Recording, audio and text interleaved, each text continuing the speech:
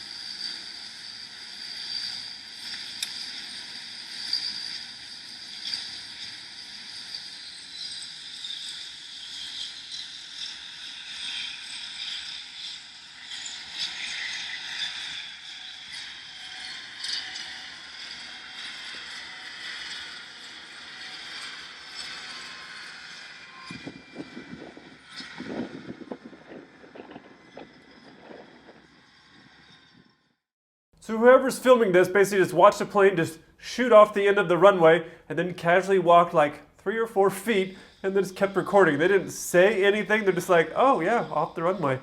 My brake's on fire. Okay, cool. Let's get over here and get a better angle. As he's walking over here, he looks totally unfazed about what just happened. If you've watched a bunch of movies or you've watched a bunch of my videos, one of the things that you'll know is this term called V1. V1 is a speed that we make a decision that we're going to go fly or we're not going to go fly.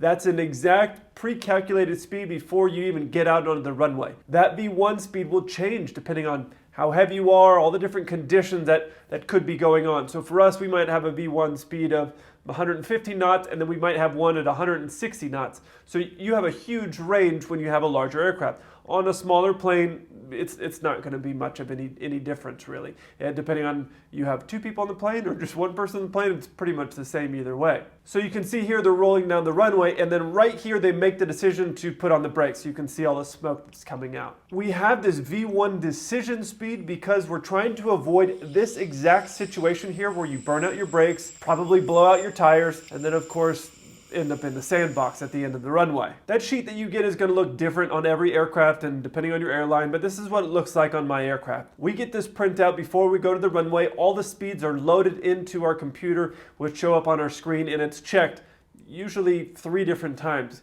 It's checked by the person who puts it in. Usually the other pilot will then check it, and then the crew together brief it, and they read off all those numbers to make sure, and the people in the back, the 3rd or 4th, if there is a 3rd or 4th, which there usually is, they'll verify with the paper that the person put the correct numbers in there. So it's getting checked a lot of different times, and that's because it's really, really important. It's going to look at things like wet runway, weight of the aircraft, and all those numbers are going to get put into the computer, and that way we get the right V1 number to be safe, meaning before this speed, we're going to abort, and after this speed, we're going to go flying. If you look closely, you'll see this number right here, V1. And on this particular flight, you can see we're very light. So our V1 speed is only 116 knots. However, on this one, we are very heavy. And so our V1 speed is 156 knots. On some planes, the V1 call out happens automatically. The plane does it for you. On other planes, the pilot is required to say it. Depends on the plane. Some airlines will probably have all their planes automated. We have a mix of both because, I don't know, we just have it worked out different ways. They want to keep us on our toes, I guess. Anyway, during that time, as you're going down the runway, the captain's going to have his or her hand on the throttle there. And if something happens where you have an engine failure or something major happens, the captain is going to pull the power back. They make that final decision of, hey, we're going to abort this takeoff or we're going to continue. After V1, the captain's going to take their hand off the throttle. The only time you would abort after V1 is if something like super major happened. By that I mean like your wing falls off. Something where it's like, okay, we're definitely not going to go fly, so we're just going to abort and go off the end of the runway instead of continuing to keep trying to go faster. That's really like the only scenario that you're going to see someone abort after V1. You're typically trying to avoid this situation that we just saw in this video. Now, as we look at these 2 performance sheets again side by side, you'll see this number here. This is a stop margin, which means if we get up to V1 and then reject the takeoff, this is how much distance we're gonna have before we go off the end of the runway like you saw in that video there. So it's something that's important, and it can change the way that we handle our initial takeoff when we get lined up on the runway. It can change that, and it's also just good to know. Hey, we got 5,000 feet, so there's plenty of stopping distance. Hey, we got 200 feet. Okay, I've seen it as small. I think the shortest I saw was like 8 feet. Anyway, so it can get very tight, and you're really going to just have to trust that the engineers and the mathematicians and everybody that were behind that did all the math and said, okay, these are the numbers and it works, because otherwise you're going to be going down that runway and you might make a mistake and do something like, for example, on the 747, we have a setting on our brakes where it's a rejected takeoff. Now, the automation on the brakes is going to do a better job typically than you manually doing it, and they can help regulate everything to make sure the tires are getting the most traction. So one of the things you're going to have to do when you reject a takeoff is let the automated brake system actually stop your plane. By manually doing it, you can actually make the situation worse. You could blow out your brakes and burn out your tires, or blow the fuses in your tires, and it can cost a lot of money. It's happened, I'm sure, many times. I know a guy that it happened to. But I have no idea why these pilots decided to reject so far down the runway. But something I think that's really incredible, and it's really something you should notice here, is they rejected late. They went off the end of the runway, their brakes were on fire, they ended up in the sandbox at the end of the runway. And if you had been on that aircraft, you probably would have been fine. Startled, maybe a code brown, but you would have been fine. And it just shows us how strong these planes are made, and really even with one pilot error, and I'm just guessing here that they made pilot error by continuing past that V1 speed and trying to reject for whatever reason it was. But even with that, the plane was still fine. It's incredible to be how things can go wrong. You can make a major mistake and still really nobody's going to be hurt.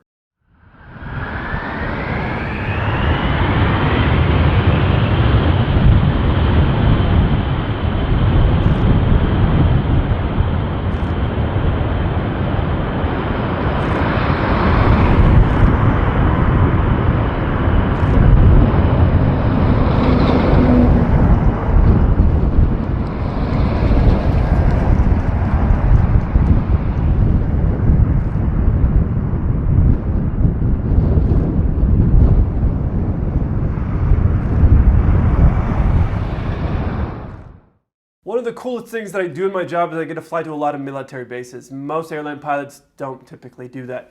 Because we do a lot of flying for the military, I'm on military bases, so that's really cool. I get to see a lot of really cool planes flying around that most people will never get to see in real life, and that's really cool. What's not cool is that I'm not allowed to record any of the cool stuff that I see, and therefore I can't use it on this YouTube video. So should know, I did not record this B-52 taking off, but it was really cool. Somebody sent it to me, so I wanted to show you something because most people don't know this about the B-52. You notice here as it's lined up on the runway as it's getting ready for takeoff, it's crooked, but the gear is going straight down the runway, but the plane is actually crooked, and it's in a crosswind configuration. And truthfully, had they had something like that for me in flight school, it would have made flight school a lot easier, and I wouldn't have to figure out how to do a crosswind landing. I could just rotate my gear to go straight down the runway and land crooked like that. It would have been great, but those types of planes don't exist. The reason they decided to have the gear do this is because how low the wingtips are to the ground. And in a strong crosswind, the wings could hit the ground if they had to land that way. Apparently some engineers in the 40s spent a couple days together in a hotel, and they came up with this idea of having the gear rotate so that way it would avoid the wingtips hitting in the ground, which is crazy to me.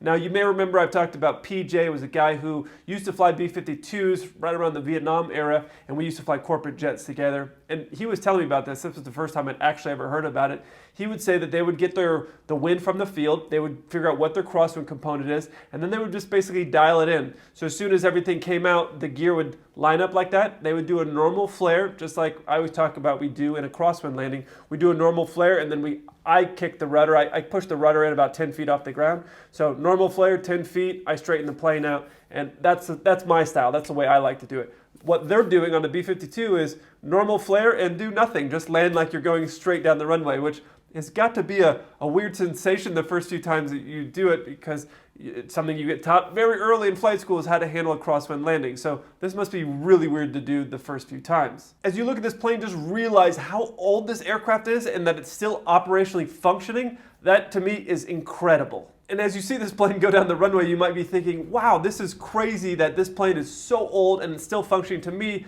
that just says what a great design it was.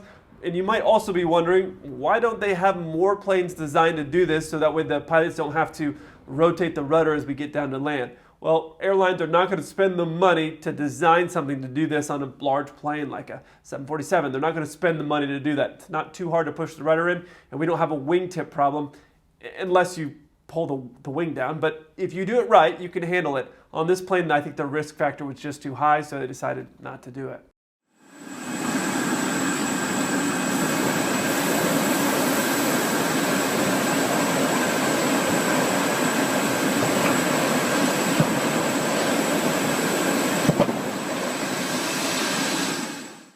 Somebody sent me this, and even though there's obviously nothing viral or crazy that's happening in there, there is something here that made me think of a story that I almost cost myself $50,000 because of a slide. This is a picture that I took on Instagram, and that was from the upper deck of a 747 looking down, and you can see just how far up in the air we are. And we were at a maintenance base, and as I stood up there looking down that slide, I was thinking, man, this would be really cool to ride this thing, because in training, you actually do the slide, but in real life, it's not something that I'd ever done before. And I was looking at that thinking like, here's my chance, Kels, just throw your backpack down and go ride that slide. So here's the lesson that I learned. As I stood there and had this mental debate with me about riding the gray dragon, as I like to call it, I decided I wasn't going to do it, and I didn't. I just walked off the plane normal. And partly the reason was that my backpack and my bags were upstairs on the upper deck of the plane, and I didn't want to have to ride. I knew for a fact, as you know, people say in an emergency, leave your bags behind, ride the slide, right? So I knew if I'd taken my backpack and my actual roller board, there was probably going to be a problem. Heavy, puncture a hole or something like that. So I was going to have to leave my stuff and then ride that slide, then walk back all the way up the stairs, grab my stuff and go back downstairs. And so as I stood there looking out at that slide, I thought, man, this would be really cool, but that's going to be a nuisance. And I'm not in trouble right now, and I suspect if I did this, somebody would report me and I'd probably be in trouble. I thought that would be the end of it, so I ended up not doing it. But that wasn't even the half of it. I was talking with a maintenance guy maybe about a month or two later about the whole thing and the slide being deployed, and we were up there and I got to see it and I almost jumped and rode down, and he goes, "You're lucky you didn't." I said, "Well, why not?" He goes, "Because I know to repack these slides, it's about $25,000. I didn't know it was that much, but it's a lot of money, and they have to do all this stuff to make it obviously safe for passengers because it was a passenger plane." That picture was off one of our 747 passenger planes that I had flown into a maintenance base.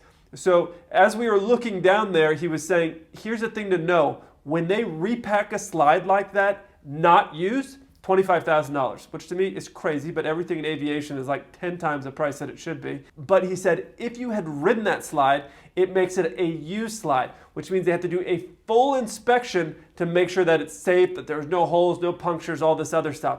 That's $75,000. So that would have been an extra $50,000, and I have a feeling the chief pilot or somebody would have called me looking for their money. So if you are ever in a situation where you are looking down from the upper deck of a 747 just like this, remember, unless you have a sugar mommy or a sugar daddy that can pay the $50,000, don't ride the gray dragon. If you enjoyed this video, check out one of these two over here. I look forward to hearing from you. Until then, keep the blue side up.